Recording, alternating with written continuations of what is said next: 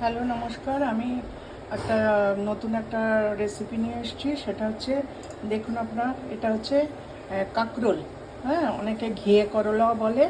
হ্যাঁ, আমি দুটো নিয়ে নিয়েছি। এটাকে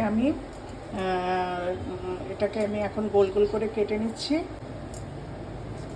দেখুন, আমি কেটে নিয়েছি গোল গোল করে। এবার অল্প একটু নুন দিয়ে এটাকে মেখে নিচ্ছি। হাফ টিস্পুন মতো নুন দিয়ে এটাকে মেখে নিলাম।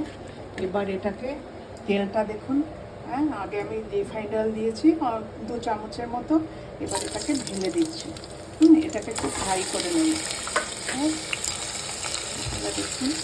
হ্যাঁ, এটাকে আমি এখন একটু হালকা ভেজে নেব, বেশি না। আর এটার মধ্যে হলুদ পড়বে না, এরকম সাদাই হবে এটা। হ্যাঁ, এটা আপনারা এটা এরকম করলাম। এটা ভাজতে হবে একটু, গ্যাসটা বাড়িয়ে দিয়ে ভেজে নিচ্ছি।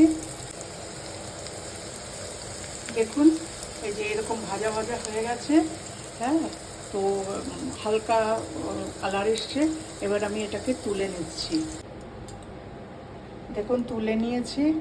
আর যেটুকুনি ভাজার তেল ছিল সেটার মধ্যেই আমি এখন একটু কাঁচা ইয়ে দিচ্ছি। একটু বেশি করে দিতে হবে, কারণ এটা আমি নারকেলের দুধ দিয়ে করব। হ্যাঁ, তো এটা একটু মিষ্টি মিষ্টি হবে খেতে। এটা ভেজিটেরিয়ান ডিশ। হ্যাঁ, ননভেজ যারা খান না তাদের জন্য এটা খুব ভালো। এবং কাঁচা লঙ্কাটা হয়ে এসছে। এবার আমি কাঁকরোলগুলো দিয়ে দিচ্ছি এটার মধ্যে। কাঁকরোল দেওয়ার পরে এবার একটু নেড়ে চেড়ে নিচ্ছি এটা অল্প একটু। এই যে নাড়াচাড়া করছি এটা একটু। এরপরে আমি দেবো নারকেলের দুধ।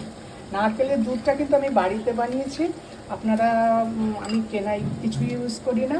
হ্যাঁ, তো এই নারকেলের দুধটা কীভাবে বানাতে, খুবই সিম্পল। নারকেল নিয়ে মিক্সিতে কুড়িয়ে নিয়ে গ্রেট করে, তারপরে আপনারা মিক্সিতে অল্প করে জল দিয়ে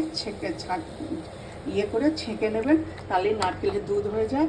তো আমি এতটা, দেখুন, এতটা পরিমাণ জল দিয়েছি। হ্যাঁ, তো এবার আমি দেব 1 চামচ চিনি। একটু মিষ্টি মিষ্টি হবে,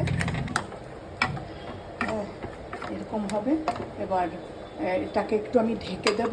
ঢেকে আমি 5-7 মিনিটের জন্য আমি ঢেকে দিচ্ছি। ঢাকার পরে তারপরে আমি অল্প একটু ওপর দিয়ে ঘি দিয়ে নামিয়ে নেব।